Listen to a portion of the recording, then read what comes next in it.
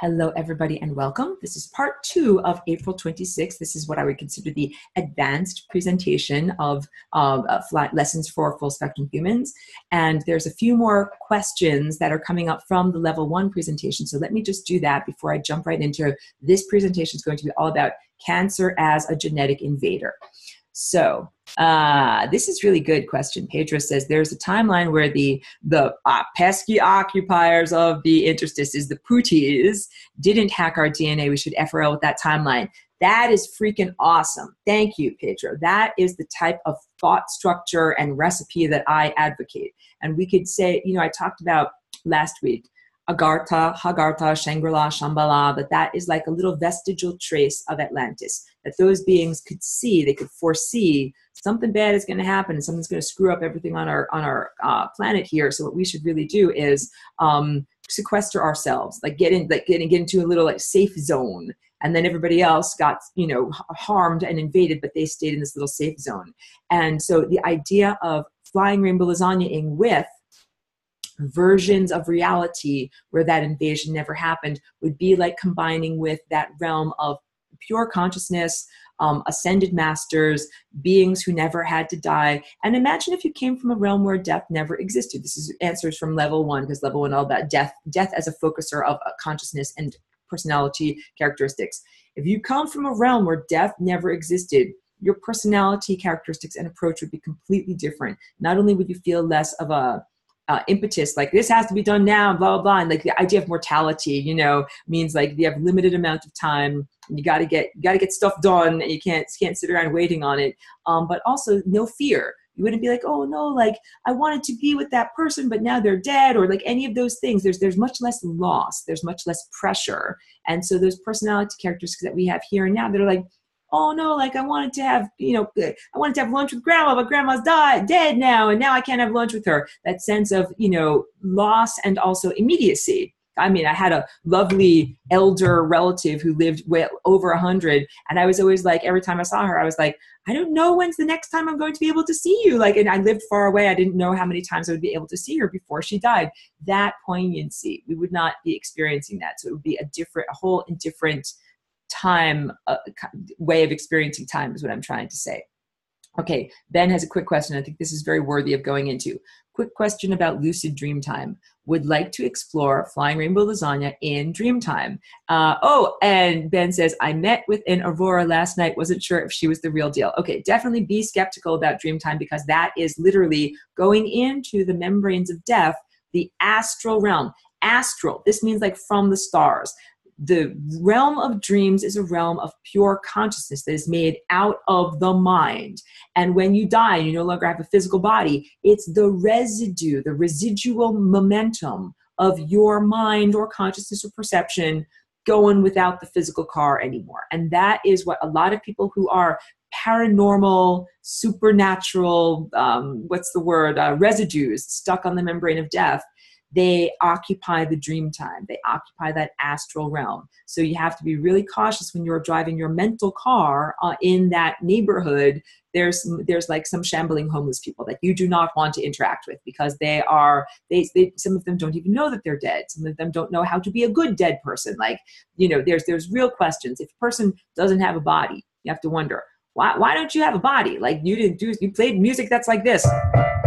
Then you don't have a body anymore. So if you played the right music, you're either alive, like all of you and me and everyone that's in this room are alive, or you have ascended. And if you've ascended, that's like graduating. That means that you have become refined and you're a perfected piece of gold, golden ore. You don't have to hang around the refinery anymore. Definitely not. So it's like one would wonder, like, why is this perfected being hanging around the factory of other beings being perfected? Why haven't they gone in their perfected state to a new, interesting place, doing things with cool, new, interesting people? So the answer is yes, flying rainbow lasagna can be explored in the dream time. And yes, I do stuff in the dream time too. And also that aspect of myself is the expanded, higher dimensional version, not necessarily the mundane version of Aurora that buys toilet paper at the grocery store and has to, clean the kitchen and all of that. So I recognize that because I have to focus my attention on simple mundane tasks, there's another aspect of self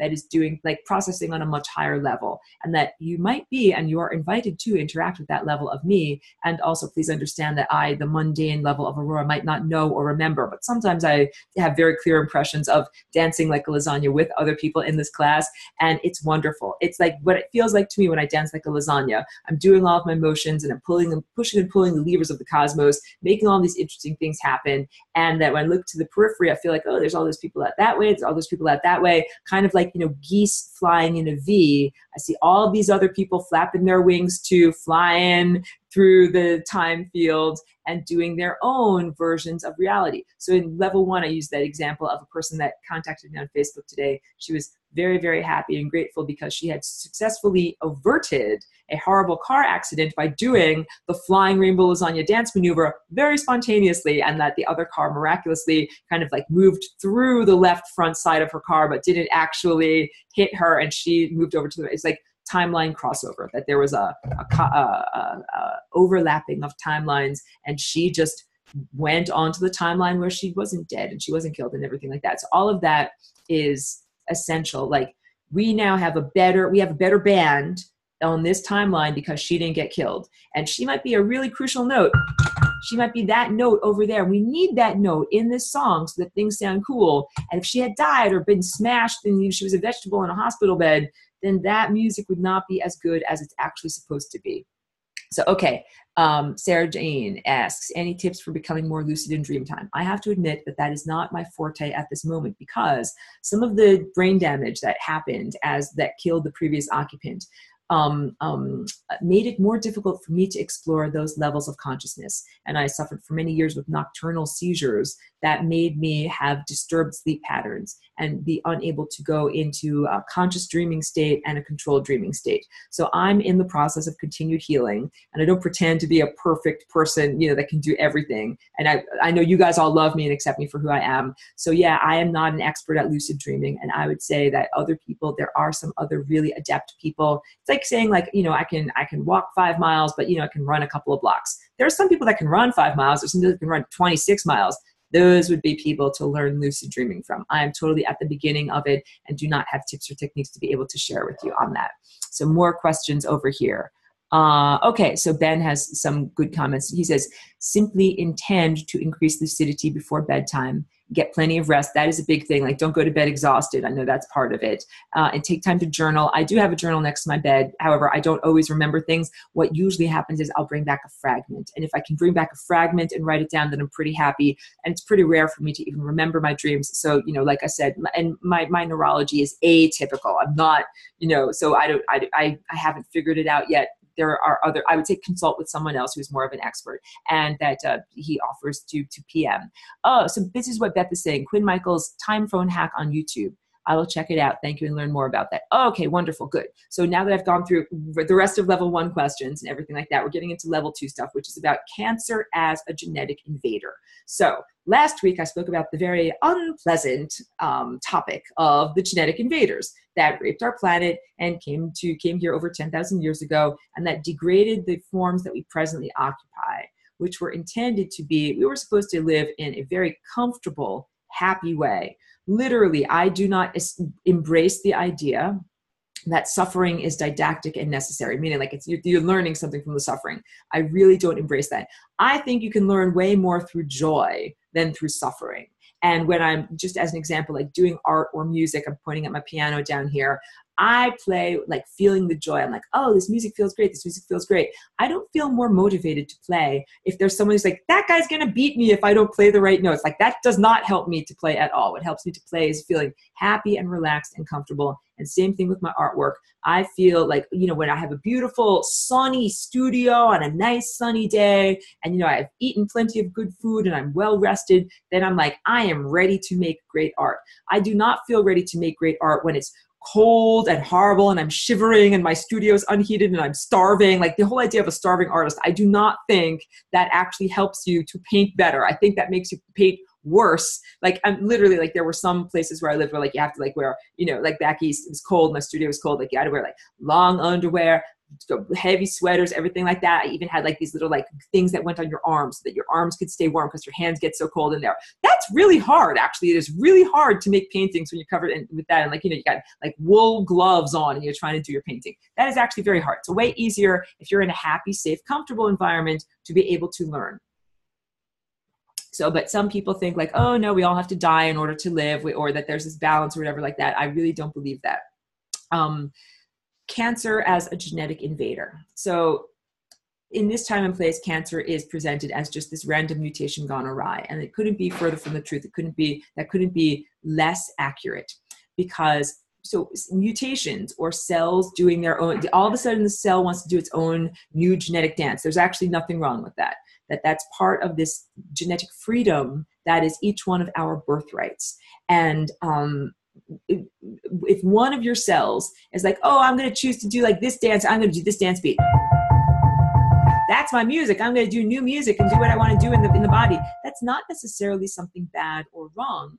What cancer is when many cells that are like punk rock anarchists decide to get together, and they all decide to be like, take over a building and become squatters. And so this, because punk rock anarchists, they're like, screw you, I'm going to be an individualist. I'm going to wear my hair like a mohawk. I'm going to do things that are different than everyone else. So it is an erroneous expectation to say like, oh, all of these punk rock anarchists somehow all got together and they all decided to work together and they all decided to organize themselves and they all decided to, like, cancer is very organized in the body. It's not willy-nilly. It's not just some random mutation that's like, oh, that suddenly starts to grow. So here's the story of cancer. Last week, I told the story of galactic history and how their beings emanated themselves not on a bridge of love into technological containers. Essentially, they had a flip-flop power grab.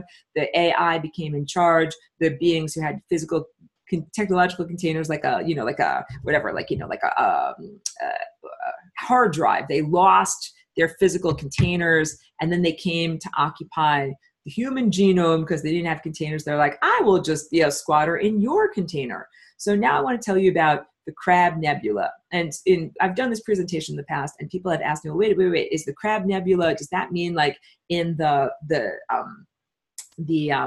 astrological chart of apportioning in the sky, are we talking about Cancer, the crab, that astrology symbol? And I have to make a distinction. No, the Crab Nebula is actually located in an area of the sky that, if we charted the sky according to that subdivision of the astrological realm, would be, I think, in the Taurus section of, like, the bull. So it's not necessarily that it relates to people who are born in June, or Cancerians that have that in their astrological chart, something different. So the Crab Nebula, so there's two different types of nebulae. The first type of nebula is the one that I described earlier in level 1. It's a collection of dust and hot gases and the potential for coalescing into a star. And there's a different type of nebula. I'm just going to move this so you can see me a little bit better. There's a different type of nebula that is at the end of a star's life. Like, the star is coalesced, it lives, it metabolizes, it sends out lots and lots of stuff, and then it can't metabolize anymore. And then it does that collapsing in on itself thing. And some stars, when they collapse in on themselves, they create supernova. And it can become like a neutron star, and it can also become a nebula, like a big end result explosion. So the Crab Nebula that currently exists, that we can look at and see as a telescope, is the type that is the end result of the death of a star. And now I got to tell you the story of what happened on that star. So there was a star, and then there was like a little planet outside of the star over here. And as part of that star's death process, it expanded very, very fast into where the planet was. Now I have to draw an analogy here. The analogy is what happened with the atomic explosions in the Japanese cities of Hiroshima and Nagasaki in World War II. That these two places had a similar experience, because the people that were in those cities when the bombs went off, many of them didn't even know that they were killed. Their transition from being a physical, embodied, solid matter being like you and I, moving at this particular rate right now, into being literally a vapor, a plasma, was instantaneous. So usually what happens is you die, and your body takes time to decompose, liquefy, be cut, split up into its original elements, and be dispersed. And during that death process is the process of people really, consciousness recognizes, wait a minute, I'm dead. I'm not the person that I used to be. And then has to make that choice of letting go and moving on and flowing, just like I talked about the red blood cells that flow around the body. The consciousness is supposed to flow on its journey. A lot of those human beings that died in the atomic explosions in World War II on Earth, they died so instantaneously that they didn't even know that they had died. And all of their momentum of their consciousness simply continued onward. So it's like, you know, you're whatever, if you're in the middle of picking up a wheelbarrow and rolling it across your yard and the bomb goes off and you don't even know that you've died, you've been totally vaporized into a plasma, but with your mind, your consciousness, your perception, you're still rolling that wheelbarrow through your little garden. And that there were many, many humans that had that experience right away. And they even became kind of like a little town or a little city in the interstices of beings that died and didn't know that they had died. And this is part of this is like dark magic. This is, atomic blasts are not good. They're not cool. There's nothing okay about it. And that's part of what's not okay about it. And so what happened with so I'm using that as an analogy so that you can understand this entire planet that was destroyed by the sudden expansion of this star in its death throes was an instantaneous death via vaporization, an instantaneous state change from solid to plasma of their entire culture. They all got shifted over into a non-physical state of being in the midst of their daily whatevers, picking up a wheelbarrow and rolling it across the yard. And so their entire culture kind of wasn't ready to end. Or let's say that they were, instead of wasn't ready, I'm looking for exactly the right way of saying this, that they were unaware of their state change. They just kept on going in their trajectory, even though, you died, but you kept on going on your trajectory. Hey, you know, if you die, you have a whole world of things open to you that you don't have to experience just the regular mundane stuff. And you don't have to wheelbarrow stuff around anymore. Like you can do all sorts of way more fun and interesting things when you recognize, oh, wait, I'm dead. I can fly somewhere else and do something else. That's the idea of consciousness flowing like a red blood cell where it's supposed to go. If you kill someone or if they die and they're unaware of their death, and they cannot essentially say, hey, wait a minute, I'm dead. I can go in a new direction now. I can have a new experience now. In many ways, they keep on walking in the same footsteps over and over. It's very boring. It's very limiting. It's very constraining. Those beings that lived on the planet right outside of that star that got, it suddenly died, what happened was it's like they weren't ready to let go.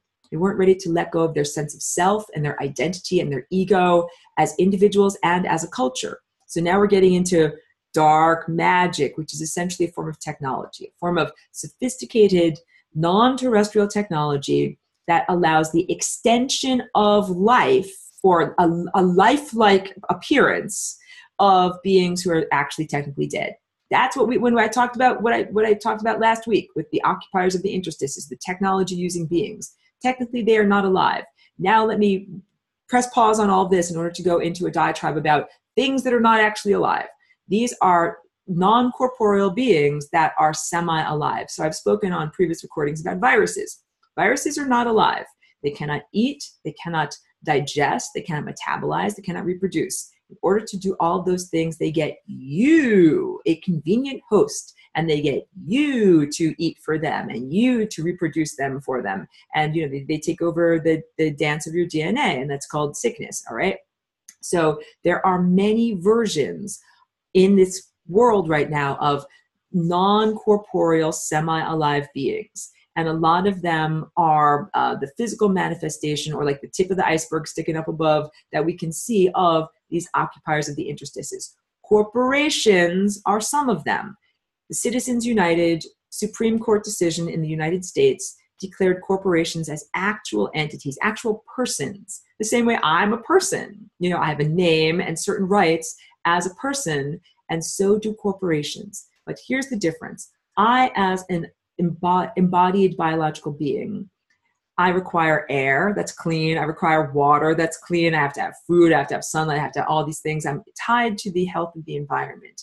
And these corporations that are semi-corporeal, non-corporeal entities, they really don't care about whether the planet stays alive. They don't have a biological architecture. They don't have to have fresh salads to eat or whatever. So they can do stuff to get profit and money and energy that totally destroys the environment without having to care about whether that is good for their own self-interests. That is the problem, that they're an artificial part of the symphony. They're making music, but they're not caring about whether the symphony keeps on going. They only care about their own continued self-existence. So corporation is one example of a non-corporeal, disembodied entity. Government is another one. Government is a literal entity and these entities feed off of the living. The government is a non-corporeal entity that would die if it didn't have occupants like you and I that actually lived on the land, paid taxes, kowtowed to the leaders and said, yes, you're our leaders, we will listen to you, otherwise we go to jail or whatever. The government is an alive entity, but it can't eat on its own, it doesn't have its own mouth, you're the mouth. It doesn't have its own arms to do actual work and then get energy from that work. You're the workers. And it takes energy from you, and that's called taxes. That just like a virus uses you as its host, the government draws energy off of you. Corporations cannot survive without consumers. You're the consumer. Walmart is the corporation. You go to the store and you consume stuff. And this is the whole idea that there are these beings that are larger entities that don't have their own bodies, that need to take energy from you, the living, and that require participation with you in order for them to continue their existence. Now let's go back to, because bookmark that idea of corporations and governments being part of non-corporeal entities. Dark magic allows non-corporeal entities to have life force energy. That's, like I said in level 1, the siphoning off of energy from the central, this area where my pen is circulating. Come closer there. Where my pen is circulating, that's where life force energy is. Life force energy is not supposed to be in this boundary and beyond. That's like saying blood is supposed to go through your blood vessels, and it's not supposed to go outside of the boundaries of your blood vessels. That's called having a bruise or a bleed, and that's how you die. That those beings that occupy the interstices take energy from the living and put it in the land of the dead, where it's supposed to be cold and entropic and nothing is supposed to move, and they use that energy. So this is the practice of dark magic. This is what that satanic technology does. Instead of focusing awareness to where it is supposed to be and have awareness flow like a laser light only to where it is supposed to go, it says, let's disperse awareness. Let's take awareness from all these places where it's supposed to be and put it where it's not supposed to be. This is like muddy footprints. What I said we need a big bucket and a big mop because we have muddy footprints all over the place. Or I also call it like an infestation. Like you got bugs everywhere. It's energy out of place. It's, whatever, I think they call it moop. Like when you go to a festival and people leave trash lying around, like, materials out of place, M-O-O-P, stuff that's not supposed to be there.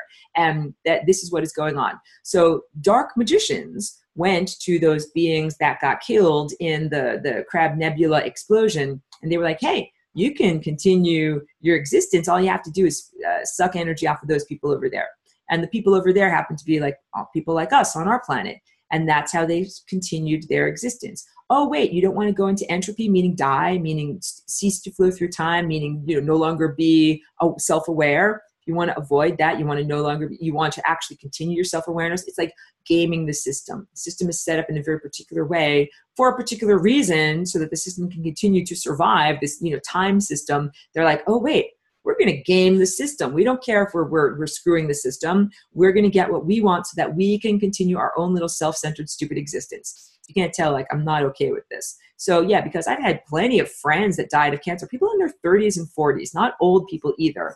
And I've known, people's pets that died of cancer, all of this. So cancer is a way for non-local consciousness, meaning they don't live around the corner. They don't live on this planet. They live way the F out in that direction, far, far, far away from where we actually physically live. However, they're able to, the way that I fold time, space, and consciousness using the natural flying rainbow lasagna, they fold time, space, and consciousness using a form of technology. Do not be unduly impressed, like, wow, that must be pretty impressive technology that can do something like that. Don't be impressed. It's actually very low-level stuff. We can actually do a lot more just with our bodies as we are, and we are becoming more and more and more empowered. So this is what they did. They accepted this agreement, and then those beings from the Crab Nebula started to feed off of human bodies, and that's what cancer is. It just like viruses hijack the DNA of a cell and make it start to do what the virus wants to do. These Crab Nebulans hijack the body metabolism of an embodied human or an animal or fish or whatever. There's all sorts of beings on this planet that are getting cancer now, and make it do what they want to do, which is essentially emit misery. That misery is part of the food that they are using to stay alive, because they're not running OS love. They are not running the operating system known as love. Love is a tone that we make when we give and receive. They're not doing give and receive. They're doing, we only want this tone of misery, like make ugly music. Wait, ugly music down here. Misery. Yes, they only can eat misery. And that is a big part of the disease of cancer. It's not just that a person develops, malevolent cellular structure. It's also that they the cancer treatments in this time and place cause more misery. So this is a big thing. What causes cancer? What is a carcinogen? Chemicals and radiation, and also certain thought structures, because we have to understand that cancer is the end result of a particular set of thoughts, like a software program. I'm not a transhumanist. We are more than mere computers, but think of it like a software program. So here's part of the software program. Cancer, I'm talking in quotes now.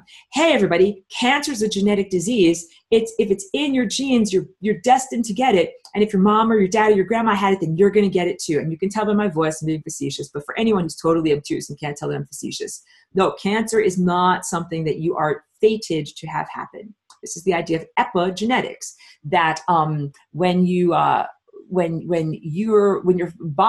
family members have cancer, it does not necessarily mean that you will have it. Identical twins do not develop identical diseases. Two identical twins have exactly the same DNA structure, but sometimes one of them develops cancer and the other one doesn't. So this is, again, the idea of epigenetics, that one twin is doing something that opens up the loops of their DNA and allows the RNA messengers to read the story, the instruction manual of how to grow a nasty tumor.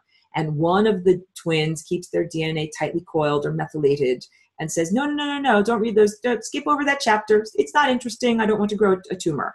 And so the software program is a set of beliefs and expectations in this time and place that people believe if grandmother or mother or father had it, then I am also destined to have it. That's fatalism, not that it's a fatal disease, but that you're fated to have the experience. And also the idea of abrogating personal responsibility. Like really, it's all about your thoughts and expectations and desires. It's not just something that is outside of your control. However, many people believe in that erroneous human program that they say, oh, it's not your fault, it comes from your family. So no. And that whole thing that they're doing now where they say, oh, if you get a genetic test, you find that you have a propensity towards breast cancer, that you should have your breasts proactively, preventatively removed so that you won't develop it, is to me like beyond horrific and beyond monstrous. That is not the effective approach. So that's, again, the idea that the Crab Nebulans feed on misery. Their entire social culture and its structure and everything is all about making more misery. That's like, the way we grow corn, and we're like, oh, like that's a whole bunch of corn. That looks yummy. I'm going to make that into some good tortillas. That's like, good job growing all that corn. They're like, yeah, good job growing all that misery. Good job growing misery and making people miserable, because that is food for us. So it's not just that the cancer begins to degrade the human body. It is also that the treatments for cancer create concomitant more misery. I'm talking about chemotherapy and radiation, and even surgery, that these treatments that are, the traditional response to cancer create more misery and, suffering as the person is already suffering. So there's a program of expectation of familial genetic stuff. I've also noticed firsthand from people that I've met who had cancer and who'd suffered from it and died. There's a human emotional program that is a vulnerability that allows these negative creeps to get inside, and it is a sense of unworthiness that I'm not critical at all. These people were my friends. I love them very much. I'm sorry they're not here. One commonality that they had between them that made them develop cancer was that they had a sense of unworthiness. Some of them didn't want to be on Earth. They were like, Calgon, take me away, get me out of here. And cancer was like their escape mechanism to get out of here. Some of them felt that they were unworthy of good nutrition and good nutrients and all the things that we do to take care of ourselves in health. Like, you know, they ate very poor diet and low quality food, and they felt that that was what they deserved. Some people felt that they had, experienced trauma or other suffering in their life, and that they deserved suffering. You know, they might have had a loss of a family member or something bad that happened, and they thought, oh yes, it was like a sense of guilt and unworthiness, not being worthy of being here, not being worthy of having a body, not being worthy of having a healthy body, and some deep guilt. And I know one person who developed cancer as a response to their internalized guilt at being sexually assaulted. And that's totally off base because, you know, I always say, like, no blame the victim stuff, that if a person is sexually assaulted, that it is not something that, you know, you didn't magnetically draw that to you. That's this whole BS. I want to say bullshit. So all this whole stuff going on. I'm pointing to this planetary painting that I've got back here. The planetary rape was not a blame the victim scenario. And when humans on this planet are raped, it's not something that we should ever blame the victim for. But that person believed in that false narrative of that it was their fault, and they internalized that guilt and that shame, and it became a portal for consciousness, because your DNA is a portal for consciousness. Your DNA is both an antenna and a receiver. It's a transmitter and a receiver. It's a transceiver. So you send out energy with your DNA, and you also receive it with your DNA. And those beings that lived at the Crab Nebula, they've got DNA too, so it's non-local. This is the whole thing. We're good musicians, playing some pretty music. We're gonna play the music of life over here. And they're horrible musicians. They're gonna make horrible noise.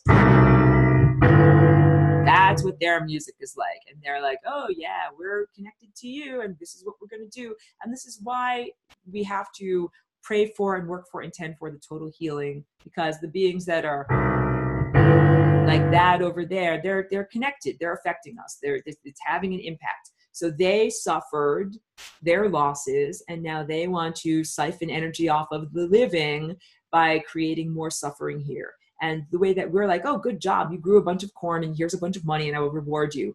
They get rewarded when they harvest a lot of suffering. They're like, oh, good job. You really created a lot of suffering and a lot of damage down there. You get paid, you get money, you get energy. And their society was a particular size and structure. Like, imagine they had a certain population, a certain number of people in it. And when they lived in the interstices and when they've been feeding off of humans and other beings and creating cancer, they didn't just stay the same size. This is why it's not fair to say that, oh, they're just scavengers scavenging around. They're scavengers that have become farmers. Scavengers, these are like, you know, the bottom dwellers, like a crab or, you know, a bottom feeder. You know what I'm talking about? The beings that eat all of the dead, rotting stuff in the ocean. They're supposed to just eat dead, rotten stuff and, you know, scuttle around. They're not supposed to intentionally kill stuff so that they can eat it. The scavengers have become farmers, and that is what cancer is. Now we got to go back to the non-corporeal entities that are known as corporations and government. Corporations and government work hand in hand in order to create chemicals. Chemicals are carcinogens. These are things that exist in the environment that are not naturally occurring, that these companies proliferate and then expose organic, biological life, like you and me, dogs, butterflies, everything like that, being exposed to these chemicals. These chemicals make the DNA behave differently and make it a portal that is more vulnerable to their consciousness. If they're from far away in terms of space or far away in terms of time, these being exposed to these chemical carcinogens makes it easier for their consciousness to get into your body and do the damage that they want to do and siphon energy off. It is that simple. Basically, I'm telling you guys, this is like the most simple way of saying it, and it might sound like outlandish, that non-terrestrial beings who don't have mouths to eat the food of love have created a technological mechanism for harvesting energy and consciousness from humanity and other earthly and organisms and elsewhere also, that is known as the disease of cancer. And that cancer is created by exposure to chemicals which create genetic vulnerabilities and also energetic vulnerabilities. Because I will tell you, I helped my friend spray this garden one time. It was infested with all this stuff. It was cannabis garden. And we used this stuff that was, you know, not whatever. It's like I wouldn't have done it if I thought it was a horrible cancer-causing chemical. But just being exposed to that chemical and breathing it in, afterwards I had tons of synthetic telepathy, like talking to me. consciousnesses that are not supposed to be there, that were talking to me in my body, because my body had been disrupted by being I had been destabilized. My metabolism and homeostasis had been destabilized with being exposed to too much of a particular chemical. And that I then learned, like, wow, like that's what if you work in a chemical plant? Like, what if you get exposed to chemicals every day? What if you work in some kind of whatever industry where your job is being exposed to chemicals? I used to be a custom framer for many years, and I was exposed to chemicals in the glass cleaner. You don't think about that. People that are housekeepers cleaning the house, if they're using chemical glass cleaners on all of the surfaces and you get exposed to that for many hours a day, that's being exposed to chemicals. Or, you know, like I'm telling you, whatever is, people are exposed to chemicals all the time, and it's also in places where it's harder to avoid. Food and water. Water is so contaminated. I'm telling you, I'm super choosy. I said that in level 1 about the water that I drink. I get distilled water from a water dispenser. I put shungite in the water. I drink out of a shungite cup, do whatever I can. So I'm trying to say avoiding chemicals is a big part of this. Wait. Yeah, Eric is agreeing with me in the chat over here. Law of attraction nonsense. That's the idea that if you are raped, you actually did not deserve rape. No, it's not because of what you wore. You were in a dark alley or any kind of thing like that. And same thing with getting cancer.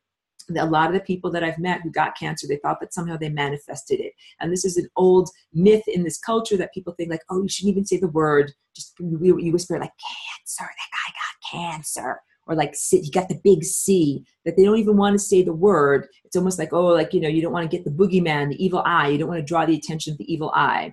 And all of that is a program. So any disease, before it comes inside of your body, before it can get into the physical structure of your body, first gets into the mental or consciousness-based structure of your consciousness. First it's the thought form, then it becomes manifested. So at this point now, the thought form of cancer is heavily embedded. It's very extensive in our culture. Like, I mean, I'm new to this culture. I'm a cultural newcomer. And in the time that I've been here, I've had many friends who've died of cancer. And there's all these things. The walk against cancer, the run for the cure.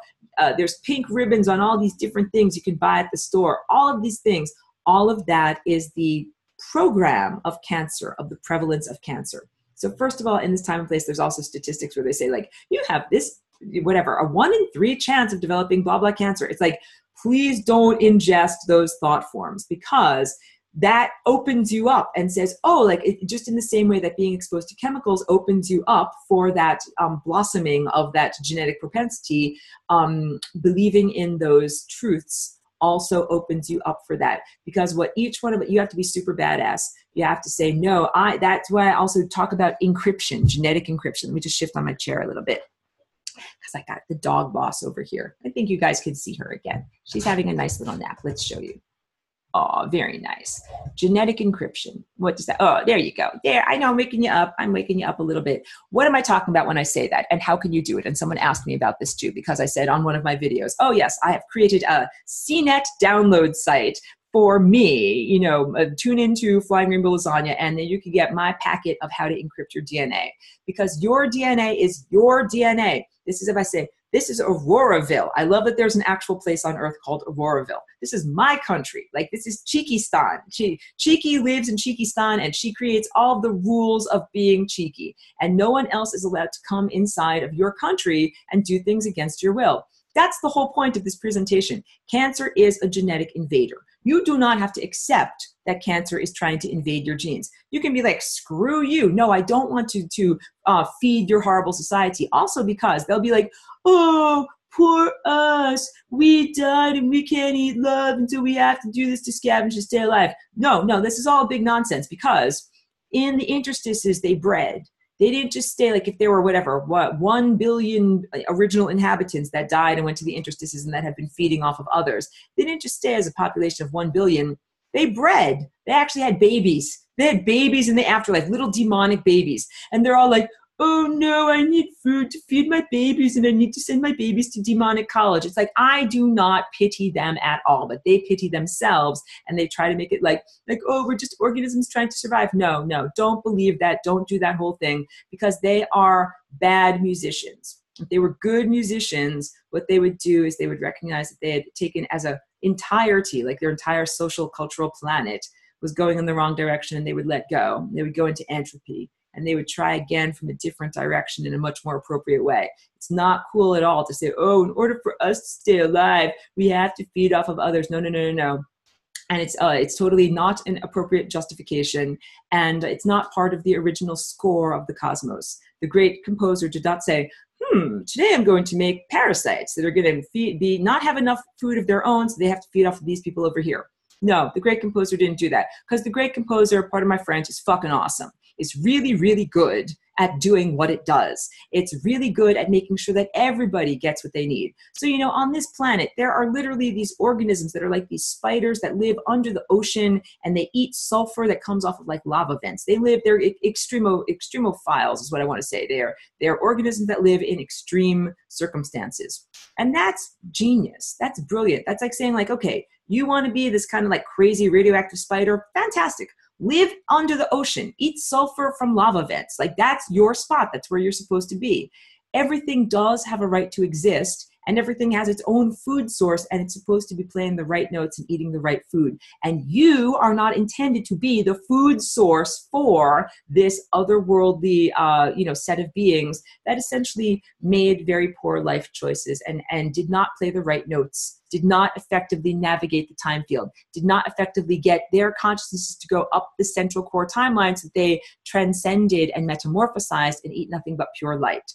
You are not made to be harvested and fed upon in that way. So wait, let me drink a little bit more water, and I'm almost getting to the end of this conversation recording. And if you have questions, I definitely want to get your questions. The non-corporeal beings of government and corporations work together. Corporations are given their status as entities by government, which is itself a disembodied being that feeds off of the living. Thank you. Like vampires that feed off of the living. And governments allow corporations to do things that poison, the environment with carcinogens, and that poison people with the carcinogens. Do you want water? You can have water with carcinogens. What would be considered illegal? Like if I'm just like, I'm Aurora, I'm going to, create a bunch of toxic carcinogen chemicals, and I'm just going to walk around with like a little spritzer and spritz everyone with it and spray it everywhere. That would be considered assault, and I would be arrested. They would be like, Aurora, you're not allowed to do that. If a corporation does something like that, like if they make a factory that is emitting carcinogens into the air, or flying a plane, do you know, even if you don't believe in chemtrails, just regular airplanes flying around in the sky, they occasionally they dump fuel, especially if you live around a major airport, like in northern New Jersey. There's some really nice neighborhoods, fancy houses or whatever, but all the flight paths fly over their nice, lovely, fancy houses, dumping fuel all the time because they can't land with all that fuel. And it's totally legally spraying a big, giant bunch of carcinogens. I need a meeting with my boss. Thanks, guys. Big, giant carcinogens being sprayed legally. Thank you. Eating my cherry lip gloss into the air so that everybody can breathe them in. If I did that to you, if I took a bunch of jet fuel in a fire hose and I sprayed it on your front lawn, you would call the police and say, Aurora is poisoning me. Please make her stop. If the American Airlines or Delta does it, then it's considered acceptable. And it is something that our government allows. And that's not fair. And that tells me that government and corporations are working together hand in hand with these non-corporeal beings that are the cancer eaters, the cancer makers, the cancer eaters, in order to feed off of humans. And then we get to the pharmaceutical medical industry, because now we got to get into cannabis. I got a few more minutes of this. So yeah, when I talked about misery, the cancer maker eaters, the crabs, crab people, crab nebulans, they like to eat misery. And so it's not just that their disease is created by and causes misery, but also the conventional medical treatments when a person does develop cancer also create misery. The amputation of body parts, the application of radiation and chemotherapy, all that creates more misery when it is possible to effectively treat cancer with cannabis. So hold on a minute, pardon me.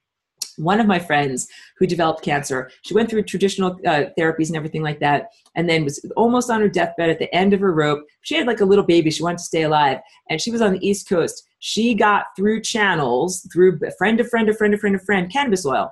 And she started taking cannabis oil, and everything changed. She had been horribly depressed. She had been emitting nothing but misery. She felt like her life was over and she was miserable, and every day she was in horrible pain. And after a couple of days of taking it, she first of all drove her car over to where I lived, and I hadn't seen her driving on the road for a long time because she was too sick. I'm like, who's getting out of the car? What? She's drove over here? And she's like, Aurora, I just wanted to come over and check with you because I'm not sure I'm taking this medicine right. I'm feeling really good. I'm feeling really happy. And I'm like, I think you're doing it right. And so the whole point is that cannabis not only has an effective metabolic effect on the cell structure of cancer. That there's THC and CBD very roughly in cannabis. There are many other cannabinoids too, but the main anti-cancer property is THC, in that it attaches to receptor cells that are on the membrane of the cell, and it incites the cell to perform what is known as apoptosis, which is programmed cell death. It's like press the big red button and unmake yourself. And it kind of deconstructs itself like the way you take apart a tent. You take apart the structure and the whole thing collapses in. Then a big giant macrophage comes in and eats it and you poop it out. CBD also has an anti-cancer effect. And for people that have hormone sensitive cancers, like certain breast and prostate cancers, they need to have a combination of high CBD and low THC, but most other forms of cancer respond best to high THC. And that can mean an eventual therapeutic dose of 500 milligrams a day, which is a lot. So the idea of developing a tolerance is essential, starting with small doses of 10 milligrams and then working one's way up slowly until one reaches the therapeutic dose, which is a saturation point of the entire body, that basically you saturate all of the cells of the entire body. I'm very proud of you, Christina, showing me she herself is working on saturating her body with cannabinoids, and you're doing a very good job. Yeah, I advocate for everyone to use it as their medicine. And you know me, I'm also big about raw juice, because you can saturate your body with tons and tons of cannabinoids and it does not cross the blood-brain barrier. And that way you don't necessarily have the psychoactive effect. You can drive your car and everything. That's what I do. However, if you're fighting cancer, instead of being like, oh, my life is over, I'm going to go get surgery and be debilitated by various different, chemical cocktails that they inject into me, what you could choose instead is taking very, very high doses of THC and feeling bliss and joy. That the people that I knew, since I've moved out to California, I've worked with some producing oil for certain collectives. That's especially when I lived up in Humboldt.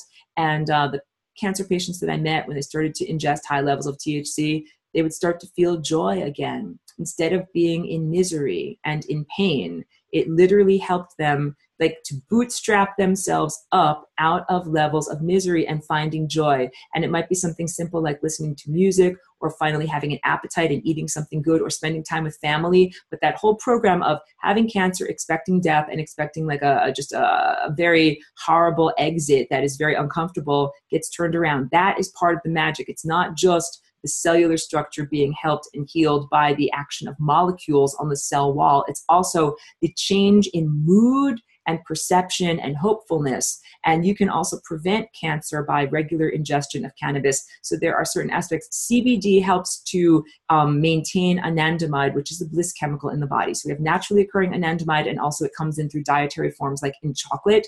I eat unsweetened chocolate because I want my anandamide. And CBD helps the anandamide to stay in your body without being broken down. So it helps you to feel bliss chemicals, feeling good. And this is not idiot's bliss. This is the bliss that I feel when I'm playing the piano, or hugging my dog, or painting a good painting, or listening to some wonderful music that I really love. It's good feelings. And those cancer eaters, they try to make you feel bad feelings, and they will prey upon your bad feelings. Chemicals make you feel bad feelings. Some music and some TV shows and some other stuff makes you feel bad feelings. Some other activities make you feel bad feelings, or guilt or shame or remorse, or any of those things. They encourage that. And so, I'm almost at the end of this recording, and if there are any questions, I definitely want to get to them. But yes, I'm a huge advocate for cannabis. Raw cannabis is effective against everything except brain cancer, because it does not cross the blood-brain barrier. If you have brain cancer, take high THC cannabis oil and work up to the therapeutic doses. And then we can all prevent this. And P.S., cannabis is supposed to be in the food supply. And it was up until World War II, when it was made illegal. But before then, there was a lot of hemp that was grown as industrial processes here in the United States. And farmers would do what is called silage, S-I-L-A-G-E. This is the fermentation of plant products that are then used for food for cattle, like pigs and cows, and they would feed them fermented hemp as their silage. And the fermented hemp contained wonderful aspects of cannabinoids that then went into the meat and the milk that went into the food supply. So we don't have that anymore. We have very few naturally occurring cannabinoids. Cannabinoids are also found in human breast milk. They tell their mamas to feed the babies formula. Don't feed your babies formula. Feed them cannabinoids from your breasts. Do it. It's the best thing that they can possibly do for their body. And so I advocate for everyone to work to change the laws in your area. I relocated to California from New York State so that I could legally grow my garden. My garden is my pharmacy. I literally use it to control seizures, inflammation, and to prevent any form of cancer. And so I would encourage everyone to be able to do it. Grow it in your garden and juice it like a vegetable. So now that I've done all of that, let me come and see what people were talking about over here. Here's a really good question from Jen. She asks, can they learn to play better? The occupiers of the interstices, those crab nebulins. The answer is yes. In their case, playing better would mean going into a state of total entropy. They would recognize, hey, wait a minute, I'm dead. I'm not actually supposed to be a vampire feeding off of that guy over there. I'm actually supposed to be dead. I'm not supposed to move through time anymore. And when they do that, then their consciousness would detach and be free to go on its journey to where it needs to go to. They're not supposed to be crab nebulins anymore. They're supposed to go somewhere else and be something else. And instead, they've been holding on for however freaking long they've been holding on and trying to maintain their consciousness instead of letting go, which would be, and they can FRL too. So that's a really good point. Don't pity them. Oh, poor us. We can't eat love and we have all of our demonic babies and we have to send them to college. Don't pity them, because also they can, flying rainbow lasagna, rearrange their DNA, rearrange their situation, rearrange their energy fields, and become a different format that can then jump up and over their own limitations and difficulties. I really like what everyone is saying in the chat about understanding the connection of mind and matter, and science recognizes that and is only on the beginning of the journey of understanding this. Pedro says, I've been reading that fasting has many benefits, and he's going to try sun gazing at the same time. Totally with you there. I think personally I cannot fast because I have to keep my blood sugar steady. But my theory about fasting is that many people feel better when they eat less because the food here is so polluted, and that it becomes such a burden on the biological structure to detoxify after eating food, like you're getting nutrients and toxins, that many people feel better if they just simply stop eating for periods of time at a time, and then they're not ingesting all those toxins, and you can flush out and purge all the toxins and then get nutrients. Theoretically, we should just eat the nutrients, not a bunch of toxins, and then I think there would be much less of a burden. So Eric is also saying CBD, full spectrum CBD. CBD is an essential cannabinoid to fight cancer, and please be cautious. It's real medicine. Because of legal issues, it is possible to order pure CBD online as long as it doesn't have THC. It can be shipped through the US mail. However, if you have certain cancers, pure CBD can cause a proliferation of it, which is why I'm not an advocate. I don't just say to everyone, just buy a bunch of CBD pure crystal isolate from blah, blah, blah website and then eat it every day. I know one person who was using a lot of pure CBD in order to control their neurological epilepsy symptoms, and they ended up having a proliferation of blood cancer, something like leukemia, which they then required treatment for. So I really advocate for a balance of both CBD and THC. That's what I do in my own body. I do the raw juicing, so I'm getting THCA, the acidic non-decarboxylated format, and I also eat some activated THC before bed at night because it does help me to maintain sleep, because sleep was an issue for me, and I use CBD during the day. And that I have a balance of those two chemicals in my body. So I would recommend that everybody has a balance of those two things. Jen is making a really good point. Cancer loves sugar. That is absolutely right.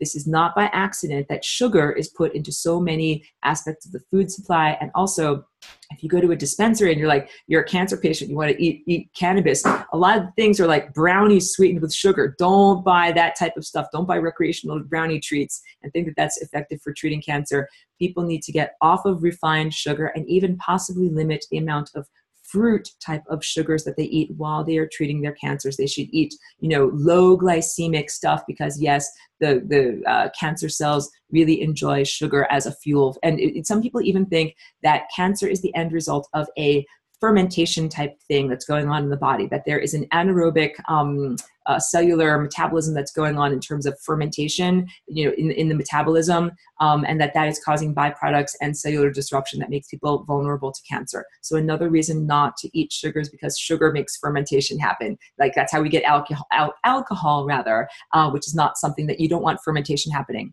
Yeah, removing sugar from your diet is super hard. Believe me, I know, because it's what I do. I don't eat any sugar. I eat only like low glycemic sweeteners and fruit. I make all my own food. There are sugars in everything, including salad dressing. Like, you can't find freaking salad dressing without sugar in it. So yeah, I just make all of my own stuff, and eat all. I don't eat out very much either because it's so hard. It's in so many prepared foods at restaurants. I'm squinting. I'm looking at the chat over here. Is there a difference between dwellers of the interstices and scuttlers and shadow beings of the consciousness of government-created aliens?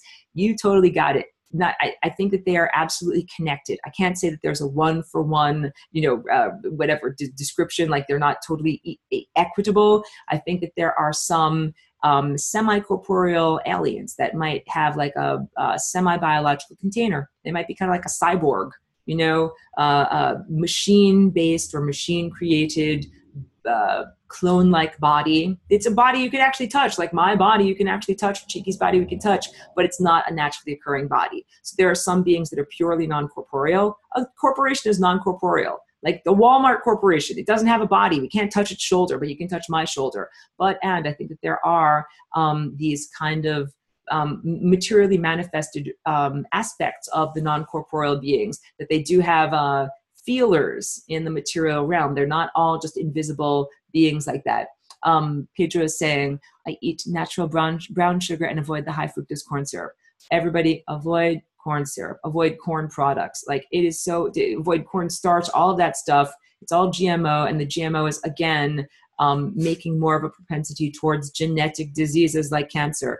And Brandon asks, what about honey? I eat honey, and I have no problem with honey, but you do have to make sure that you get it from a source that is not exposed to pesticides, because this is another thing. The bees are so sensitive to pesticides, and they go around collecting honey from all of these, pesticide-laden foliages, and then it gets concentrated into the honey. So if you can, local honey is good, and try to find it from places where it is pure and tested for pesticides. And yeah, I eat small amounts of honey, and I always match it with the proteins, that it's not like super rocket fuel for my body. I balance it out with that.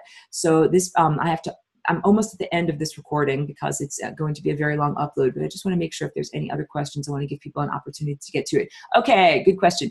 Is vaping CBD oil worthwhile? I say, heck yes, I do it every day. I would definitely prefer to ingest it raw, working on cultivating my own supply in the backyard. Do it, do it, do it. I plan to juice it and freeze in ice cube trays, as you've mentioned before. That is absolutely freaking fantastic. Do it. So yeah, my personal regimen is I do raw cannabis juice when it's available. I have frozen buds for smoothies that I save throughout the year, so I have it even in the wintertime. So it's my dietary cannabis coming in that way. I've also found a source for hemp from Slovenia that is legal. It's organic hemp. It can go through the mail. It's from Slovenia. I can make that into different forms of chocolate. I put Pax vaporizer, which is like a very good way of, not combusting and, hurting your lungs and throat with too much hot gases. Like, the smoke of cannabis is not bad. It's not like tobacco smoke, but I do find it makes my throat very raw and like makes my voice sound not that good. So I try to just vaporize it. So that inhaling CBD means that you can saturate your blood only to a certain point. Like, you can only ingest a certain amount. It goes into your bloodstream. Same thing with THC. And I'm not sure which one I just said. When you inhale, you can only inhale a certain amount before your body metabolizes it and flushes it out. But when you ingest orally, when you eat it, you can do a total saturation of your body, because you can eat many more milligrams and you'll get higher levels in your bloodstream. So if you are trying to treat cancer, you want to have high levels in your bloodstream. Some patients even use suppositories because it is a way to way more directly get all those cannabinoids into the system before it hits the liver, which is what breaks it down. So that's why if you have cancer, you can't just smoke a lot of joints. You're not going to get enough of a high concentration of the anti-cancer medicine in your body to treat cancer. However, it can help with appetite, and vaping CBD can be very effective with neurological issues. That's why I do it, because if I need medicine, then it goes into the body very instantaneously. When you eat it, it goes into the body over a slow period of time. So that's why I found what works for me is doing both. I eat it in the morning, I vaporize it throughout the day, and then I find CBD to be stimulative like a cup of coffee. So for me, in order to go to sleep, I can't take it right before I go to bed. I have to take a THC, and I have a special tincture for that. And I figured all this out kind of by trial and error when I came to California and had legal access to all these different things. So everybody, advocate for your local laws in your area for patients' rights. We should not only legalize this, it should be fully decriminalized. You should be able to grow it like you grow tomatoes in your garden. You should be able to eat it and drink it and put it on your body. Oh, I forgot to tell you guys, I put it on my face. I put it as face cream. It's an excellent anti-cancer, anti-skin cancer, sun protectant. THC is a sun protectant. You put some coconut oil with THC in it on your face. You are protected from skin cancer in a way that is much better than putting titanium dioxide nanoparticles on your face. Yes. And also, you become free of being chained to the pharmaceutical companies, which are also part of corporations and government, the non-physical entities that are trying to essentially feed off of the misery of humanity. And yes, Joelle is understanding. Cheeky's being so good today. We got to give Cheeky mad praise because she's super wonderful and awesome. She's a fantastic inspirer of many people. So let me end on that wonderful note, and thank you for everyone who's been making great comments and saying great things in the chat.